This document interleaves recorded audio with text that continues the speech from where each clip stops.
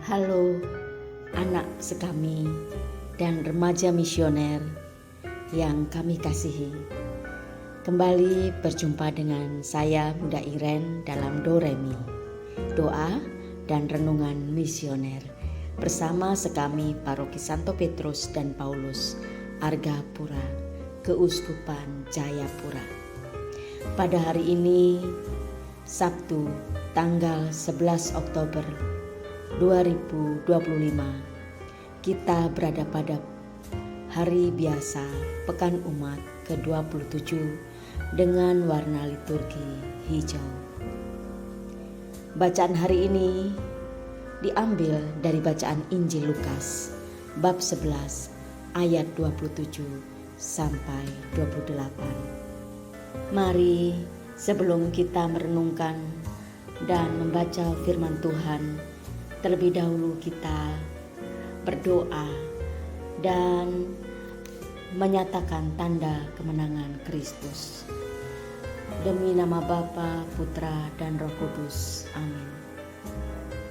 Allah Bapa kami, selamat pagi kami haturkan kehadirat-Mu.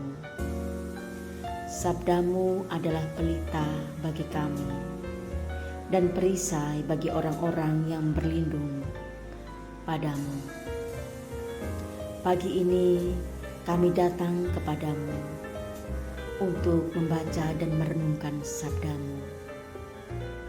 Kami ingin mendengarkan, maka bersabdalah ya Tuhan.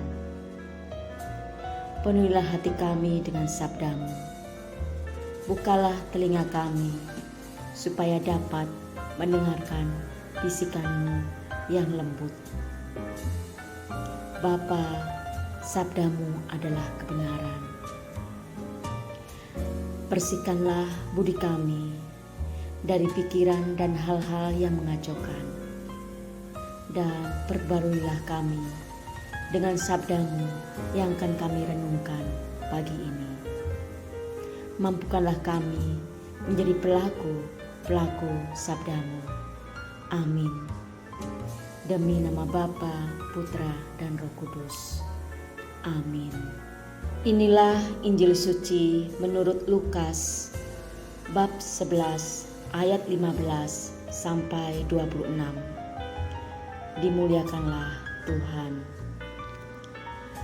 Ketika Yesus masih berbicara, berserulah seorang perempuan dari antara orang banyak dan berkata kepadanya, "Berbahagialah ibu yang telah mengandung engkau dan susu yang telah menyusui engkau." Tetapi ia berkata, "Yang berbahagia ialah mereka yang mendengarkan firman Allah dan yang memeliharanya." Demikianlah sabda Tuhan. Terpujilah Kristus. Adik-adik sekami dan remaja misioner yang kami kasihi, baru saja tadi kita mendengarkan firman Tuhan. Marilah kita merenungkannya. Telah dikatakan tadi, berbahagialah ibu yang telah mengandung dan menyusui engkau. Tetapi Yesus berkata, yang berbahagialah mereka yang mendengarkan firman Allah dan memeliharanya. Kita diajak merenungkan, apakah kebahagiaan itu? Terpenuhinya semua keinginan kita dan semua hasrat kita? Tetapi Kristus mendefinisikan ulang kebahagiaan, yaitu kepersatuan dengan Allah, menjadikan firman dan kehendak-Nya sebagai makna dan panggilan hidup. Bersatu dengannya berarti menyingkirkan semua tawaran dunia dan melayaninya melalui teman, keluarga, sesama, dan profesi kita. Mampukah kita sebagai anak-anak yang dikasihinya dan remaja misioner? Ketika Yesus menegaskan kebahagiaan sejati adalah ketika kita mendengarkan dan melakukan firman Tuhan, kita diajak untuk melihat bahwa kebahagiaan sejati tidak terletak pada garis keturunan atau status sosial, melainkan pada ketaatan dan kesediaan untuk melakukan kehendak Tuhan. Ketika Bunda Maria dipuji atas keteladanannya, bahwa berbahagialah ia yang telah mengandung dan menyusui engkau, Yesus tidak menolak pujian tersebut kepada ibunya, namun justru melalui teladannya menjadikan Bunda Maria sebagai contoh sempurna, karena ia sendiri yang menjadi teladan dalam mendengarkan dan memelihara sabda Tuhan. Bunda Maria sebagai contoh bagaimana dalam mendidik, dalam mengasuh Yesus, bagaimana Yesus bisa menjadi teladan itu sendiri.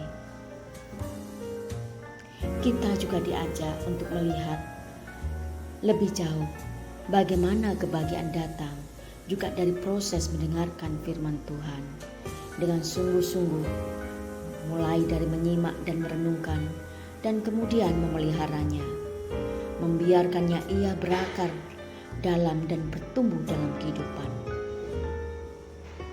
Kita juga diajak membangun hubungan lebih dalam dengan Allah melalui kepatuhan pada firman Allah, tentunya melalui pimpinan Roh Kudus yang adalah kunci untuk memiliki hubungan yang lebih dalam dan langgeng dengan Tuhan, untuk membawa kebahagiaan yang tidak tergoyahkan. Bagaimana kita dapat menerapkan dalam kehidupan sehari-hari? Mari kita meluangkan waktu untuk merenungkan firman Tuhan. Di dalam kesibukan di dunia, penting untuk menyisihkan waktu membaca dan merenungkan firman Tuhan agar dapat mengalami perjumpaan dengan Kristus Yesus. Praktikkan firman dalam kehidupan. Kebahagiaan sejati diperoleh saat kita tidak hanya mendengar, tetapi juga mampu melaksanakan firman Tuhan dalam setiap aspek kehidupan. Bahkan ketika kita mampu menerapkannya dalam kehidupan sehari-hari, kita juga bisa menjadi berkat dengan menghidupi firman. Hidup kita akan menjadi berarti dan layak di hadapan Tuhan dan sesama, sekaligus menjadi berkat bagi dunia di sekitar kita. Amin. Mari kita tutup renungan kita ini dengan berdoa. Amin.